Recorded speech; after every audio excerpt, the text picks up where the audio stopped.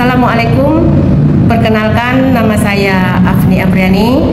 Saya adalah salah satu dosen di Sekolah Tinggi Perikanan Sibolga pada program studi pemanfaatan sumber daya perikanan dengan NIDN 0105057302. Pada hari ini saya akan menjelaskan teknik pengajaran saya dengan metode DIA, Delivery Interaction Assessment. Mata kuliah yang akan saya sampaikan adalah mata kuliah Teknologi Penangkapan Ikan Ramah Lingkungan dengan bobot 3 SKS. Deskripsi singkat mata kuliah. Mata kuliah ini membahas tentang 1. Perkembangan teknologi penangkapan ikan ramah lingkungan. Yang kedua, klasifikasi alat penangkapan ikan ramah lingkungan berdasarkan hukum internasional, nasional, dan kearifan lokal.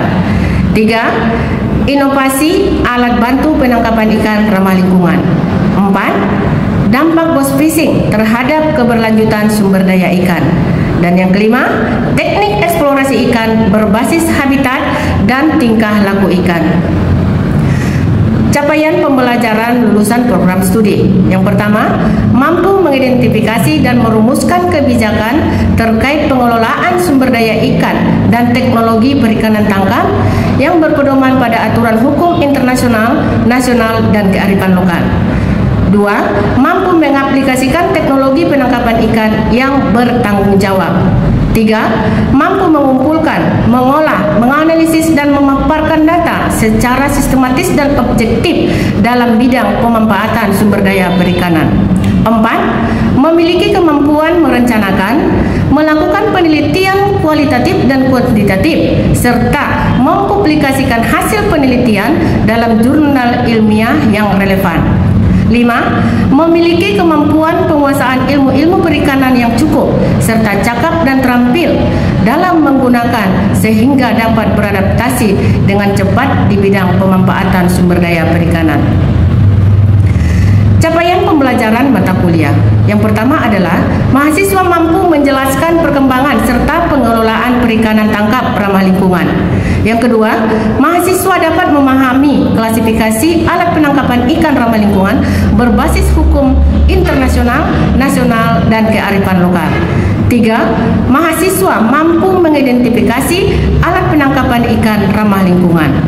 4. Mahasiswa mampu menjelaskan teknik eksplorasi sumber daya ikan berdasarkan habitat dan tingkah laku ikan. Dalam melakukan kegiatan perkuliahan saya mempergunakan metode DIA. Delivery saya lakukan kegiatan dengan penyampaian materi kuliah berdasarkan topik-topik mingguan yang telah disusun pada RPS melalui presentasi dengan menggunakan PPT, video pembelajaran, modul, dan buku referensi lainnya. Interaktif dilakukan dengan diskusi kelompok dan tanya jawab. Hal ini diharapkan mampu meningkatkan sifat teamwork mahasiswa. Asesmen dilakukan dengan pemberian tugas dan kuis. Untuk poin penilaian yang saya lakukan adalah ujian tengah semester 30%, ujian akhir semester 35%, praktikum 15%, tugas 10%, kehadiran 10%, total 100% dengan persyaratan kehadiran perkuliahan lebih besar dari 80%. Materi pembelajaran yang saya sampaikan kepada mahasiswa, yang pertama, pendahuluan yang membahas tentang tertib perkuliahan, kontrak perkuliahan, dan ruang lingkup mata kuliah. Yang kedua, definisi serta perkembangan teknologi penangkapan ikan ramah lingkungan. Yang ketiga, pengelolaan perikanan tangkap yang ramah lingkungan. Yang keempat, identifikasi alat penangkapan ikan ramah lingkungan. Yang kelima, kode etik penangkapan ikan berdasarkan CCRM UNCLOS tahun 1985 dan Undang-Undang Nomor 31 Tahun 2004. 6. Selektivitas alat penangkapan ikan berdasarkan ukuran dan jenis. 7. Teknik eksplorasi sumber daya ikan berdasarkan habitat dan tingkah laku ikan dengan tujuan sumber daya ikan tetap lestari dan berkelanjutan. 8. Ujian tengah semester. 9. Dampak boat fishing terhadap keberlanjutan sumber daya ikan. 10. Pengaruh alat tangkap pasif dan aktif terhadap habitat demersal dan pelagis. 11. Pengaruh alat tangkap aktif terhadap habitat keberlanjutan sumber daya laut. 12. Alat bantu penangkapan ikan ramah lingkungan. 13. Teknologi rumpon dan teknologi pendeteksi ikan. 14. Teknologi penangkapan modern dengan konvensional dan kaitannya dengan teknologi penangkapan ikan ramah lingkungan. 14. Inovasi alat penangkapan ikan ramah lingkungan. 16. Ujian akhir semester. Berikut ini saya akan tampilkan video pembelajaran tentang teknologi penangkapan ikan ramah lingkungan. Baik, siap semuanya? Siap, Bu. Kita absen dulu. Ya, Sarjan Ivan. Hadir, Bu. Agung Pembamian Simatupang. Hadir, Bu. Dari Suman Hulu. Hadir, Bu. Wido Sayang Putra. Hadir, Bu. Rona Yulina. Hadir, Bu. Windy Cynthia. Hadir, Bu. Elisa Asari, Bu. Hadir, Bu. Seri Sumawardani. Hadir, Bu. Abigail Priscilla. Hadir, Bu. Jadi hari ini mata kuliah kita adalah teknologi alat tangkap ramah lingkungan. Jadi materi yang kita ambil hari ini adalah selektivitas alat tangkap atau geoselectivity. Jadi materi kita yang hari ini masih ada kaitannya dengan materi minggu lalu, di mana minggu lalu materi kita terkait kode etik penangkapan yang bertanggung jawab.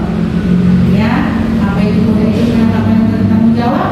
Adalah, ya, itu adalah salah satu aturan internasional ya oleh FAO, di mana setiap pelaku usaha perikanan itu wajib mengikuti aturan atau pedoman daripada CCRF, kode etik penangkapan yang bertanggung jawab tadi. Salah satunya adalah selektivitas alat tangkap.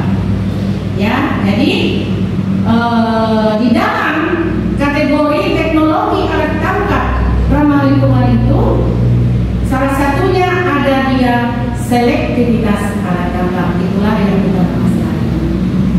Jadi sebelumnya kita lihat dulu apa capaian pembelajaran.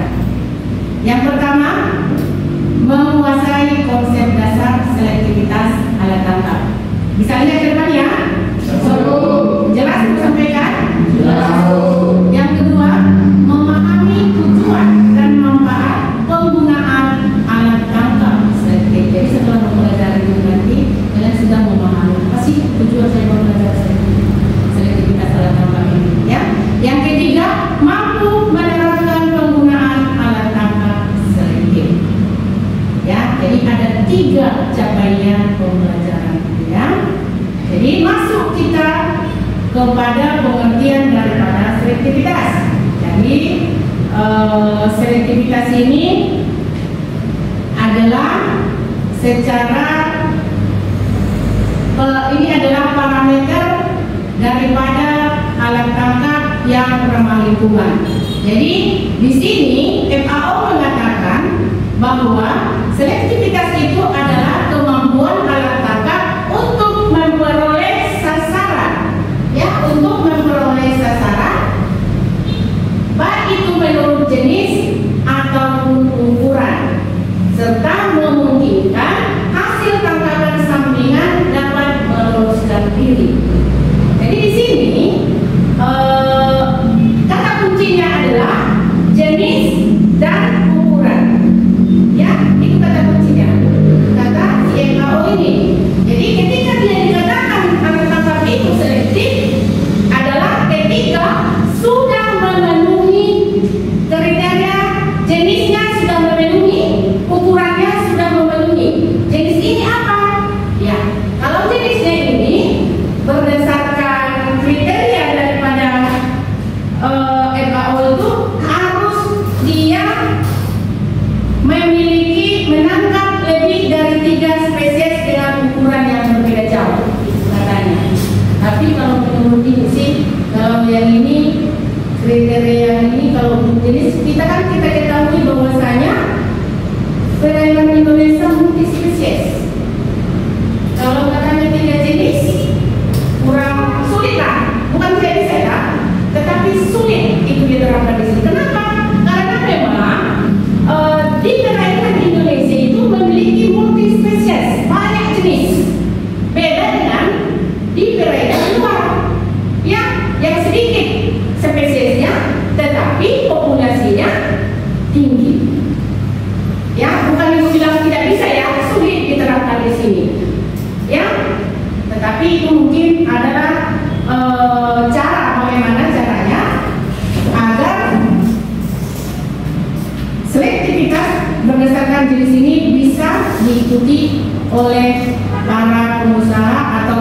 ikan. Jadi di sini juga si Pak Gondo mengatakan bahwa selektivitas itu adalah kemampuan alat tangkap dalam memilih jenis dan ukuran. Sama ya? Ya, Pak Gondo juga sama, katanya jenis dan ukuran. Jadi kata kuncinya itu jenis ukuran. Jadi apa konsep dasar selektivitas alat penangkapan ini? Tentunya itu dia tadi, berhubungan dengan jenis dan ukuran. Jadi konsep dasarnya itu adalah berhubungan dengan jenis dan ukuran. Bisa paham sampai situ? Ada yang mau ditanyakan sampai situ? Atau kita lanjut? Baik. Jadi itu ada dasar hukumnya. Dasar hukum kewajiban penggunaan alat tangkap selektif. Ya, kalau FAO tadi ya berdasarkan poin 6 bahwasanya alat penangkapan ikan itu harus dikembangkan sedemikian rupa agar semakin selektif dan aman terhadap kelestarian di lingkungan hidup serta dapat mempertahankan jenis dan ukuran. Jadi katanya harus ada inovasi-inovasi baru. Bagaimana caranya alat tangkap itu selektif? Bagaimana untuk mendapatkan hasil yang maksimal, tetapi hasil tangkapannya atau alat tangkap itu bisa menangkap dengan selektif. Ya, tentunya setiap pelaku usaha ikan itu menginginkan hasil tangkapan yang maksimal. Dari mana itu? Ya, itu dia adanya inovasi-inovasi, penemuan-penemuan, pengembangan alat tangkap. Bagaimana caranya mendapatkan hasil yang maksimal, tapi hasil tangkapannya selektif. Artinya selektif sesuai dengan jenis ukuran, sesuai dengan spesies yang ditangkap atau target tangkapan kita, ya. Dan selanjutnya adalah Undang-Undang Nomor 1985 tentang kepatuhan UNCLOS kepada UNCLOS ya, tentang perlindungan dan pemeliharaan lingkungan laut.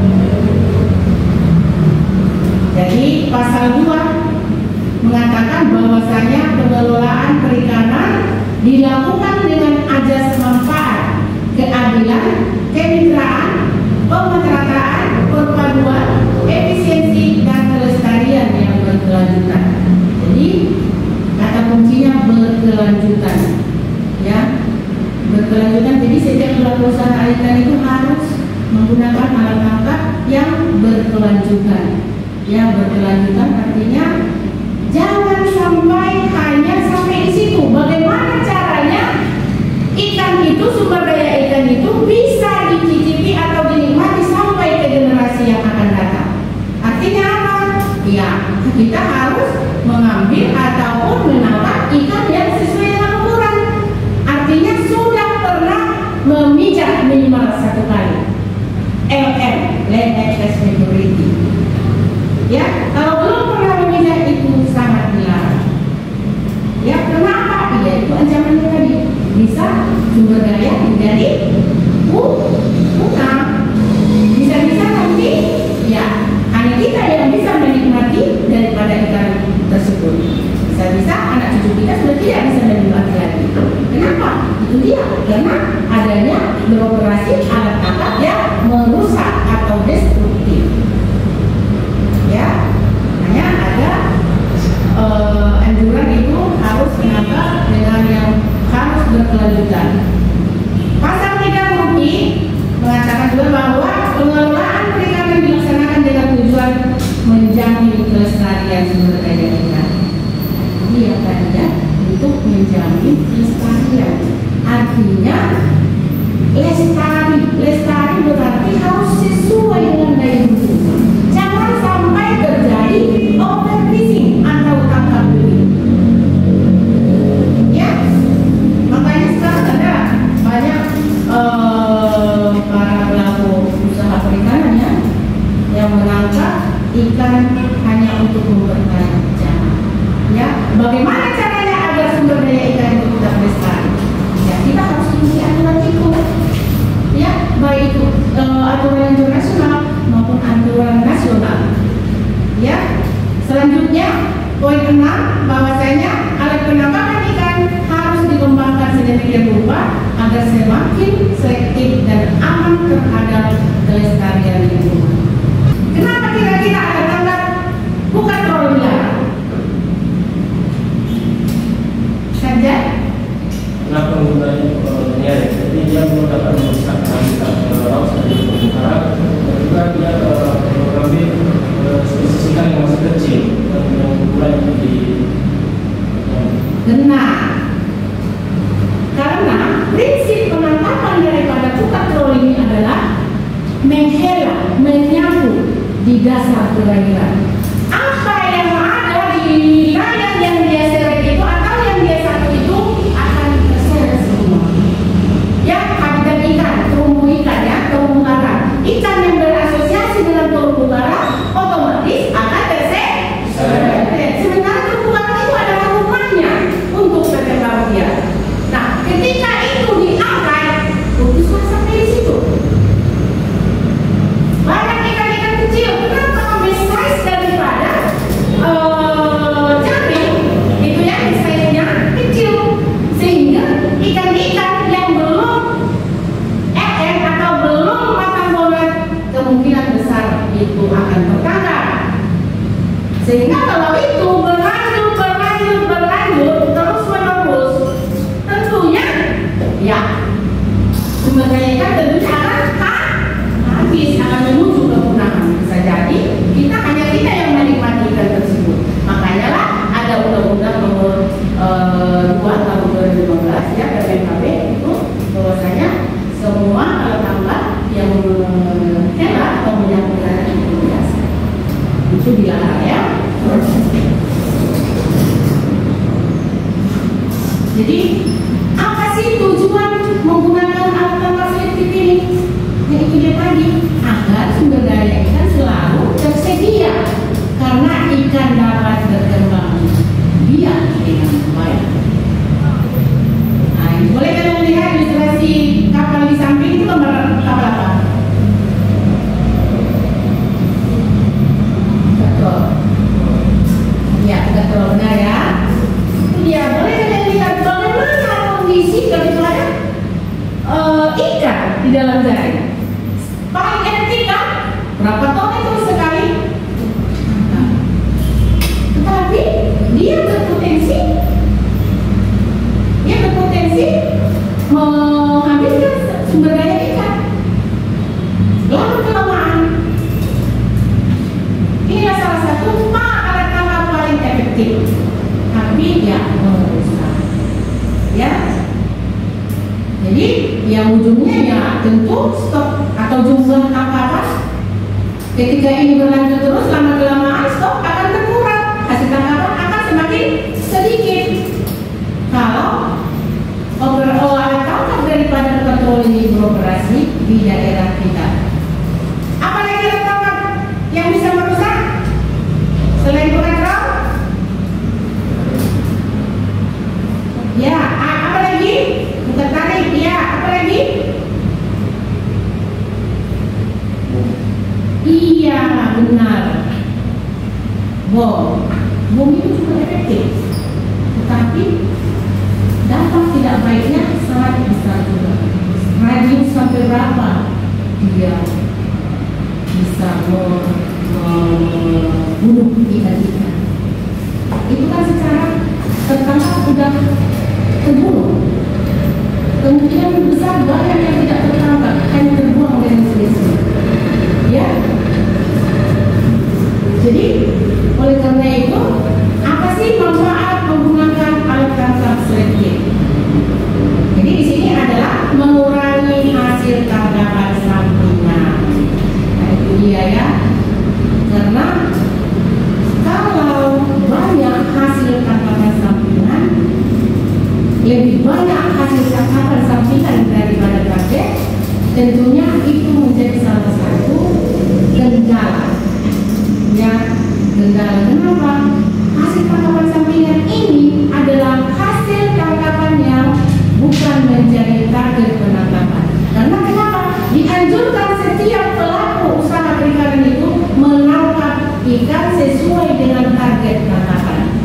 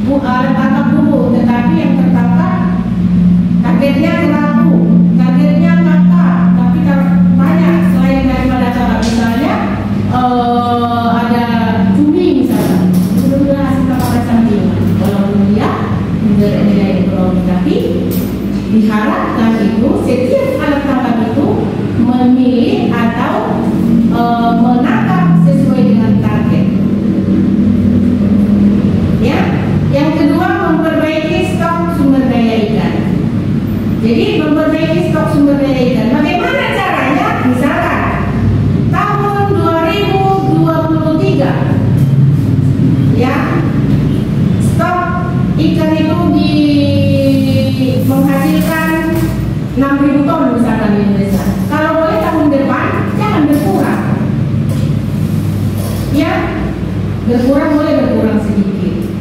Ya. Yang ketiga, mengurangi waktu sortir.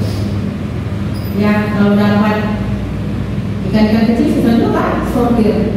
Kalau dia udah sesuai target, kita udah enak, ukurannya pun sudah besar-besar. Sama dengan misalkan buku itu kan biasanya itu 2,5 inci. Jadi ikan-ikan yang tertangkap itu memang ikan-ikan sudah besar. Jadi ikan-ikan yang kecil itu akan meloloskan diri. Jadi buku merupakan salah satu alat tangkap yang ramah lingkungan. Ya, yang ketiga selanjutnya itu mencegah timbulnya embargo terhadap produk perikanan. Misalkan, ya, tangkapan ikan kita di sini ikan tuna misalkan 2 kilo, 1 kilo. Kita kirimlah ke Amerika, sementara di Amerika itu 5 kilo penerima. Tentulah itu ada penolakan. Iya kan? Tentunya kita yang rugi. Balik lagi ke sini, kualitas ikan lagi pasti menurun. Ya, sampai di situ ada yang mau ditanyakan? Ya, silakan. Ya, baiklah Bu, di sini perkenalkan nama saya Cynthia. Di sini saya bertanya tentang apakah selektivitas alat tangkap bisa diterapkan di perairan Indonesia. Baik, terima kasih. Pertanyaannya bagus sekali. Apakah selektivitas alat tangkap ini bisa diterapkan di Indonesia? Jadi sebenarnya kriteria alat tangkap ramah lingkungan berdasarkan Code of Conduct for Responsible Fisheries atau CCRF itu ada 9. Jadi paling atas itu alat tangkap harus memiliki selektivitas ini. Ya, itu aturan internasional. Jadi sebenarnya selektivitas ini, ya, kita kan perairan kita ini memiliki multi spesies, ya, memiliki banyak jenis. Ya, beda dengan di daerah luar yang memiliki sedikit jenis tapi populasinya tinggi. Kalau kita keragamannya tinggi, terkenal daerah memiliki keragamannya tinggi. Jadi itu mungkin sulit diterapkan di sini. Ya, sulit diterapkan. Tetapi mungkin bisa ada mungkin nanti pertemuan-pertemuan baru bagaimana caranya alat tangkap itu lebih selektif. Itu masih ada yang bahas. Itulah pentingnya adanya pengembangan alat tangkap. Ya, inovasi-inovasi baru. Ya, saya dipahami? Ya. Jadi selain selektivitas ini ada tadi kan sebenarnya ada alat tangkap tidak merusak habitat. Nah, itu dia tadi. Seperti kalau tadi kan merusak habitat. Iya kan? Selanjutnya ikan harus bermutu baik. Kalaulah sudah alat tangkap bom beroperasi, baik dan kira-kira mutunya. Selanjutnya, baik catch atau hasil tangkapan sampingan harus rendah. Artinya hasil tangkapan target harus lebih tinggi persentasenya daripada hasil tangkapan sampingan. Ya, ketika hasil tangkapan sampingan lebih tinggi daripada hasil tangkapan target, itulah dia dinamakan alat tangkap belum atau tidak ramah lingkungan. Ya, apalagi tidak merusak lingkungan perairan, tidak merusak lingkungan. Ya, itu nanti kita pelajari lebih dalam lagi untuk pertemuan minggu depan. Sampai di sini masih ada yang mau ditanyakan? Tidak ada lagi?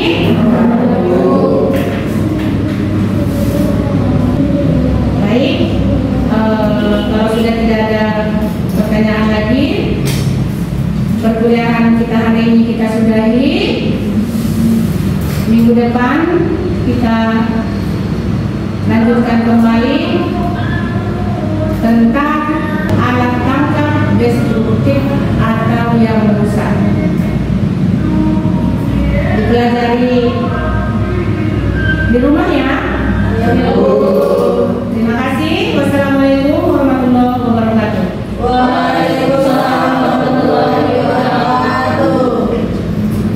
Itulah salah satu cuplikan pembelajaran yang dapat saya sampaikan terkait teknologi penangkapan ikan ramah lingkungan.